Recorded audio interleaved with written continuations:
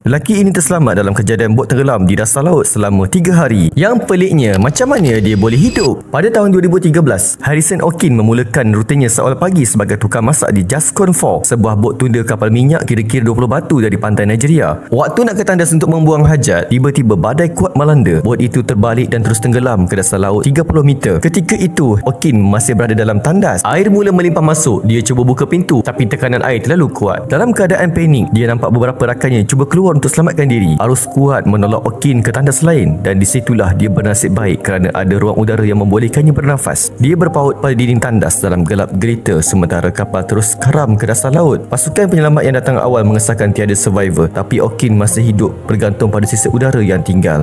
Dia kemudian berenang ke ruang pejabat kapal, di mana ada satu lagi ruang udara. Sedar kesejukan boleh membunuhnya, dia cari tilam koyakkan untuk buat pelampung kecil supaya badannya kekal terapung tanpa bergerak. Dalam keadaan sunyi dan gelap, Okin dapat dengar ikan-ikan sedang meratah tubuh rakan-rakannya. Untuk terus hidup, dia hanya berdoa, makan sarden dan minum Coca-Cola yang dijumpai. Tapi air masin mula buat mulutnya luka. Selepas 3 hari, pasukan penyelamat dari syarikatnya tiba untuk mengalihkan mayat. Okin nampak cahaya lampu penyelap. Dia ketuk pintu kapal, tapi suara dan ketukan tak didengari. Hinggalah dia berenang dan berjaya gapai tangan salah seorang penyelam yang pada mulanya sangka itu tangan mayat. Selepas 3 hari terperangkap di dasar laut, Harrison Okin akhirnya berjaya diselamatkan. Kalau anda berada dalam situasi ini, apa anda akan buat? Jangan lupa subscribe Nazar Share untuk kisah-kisah menarik.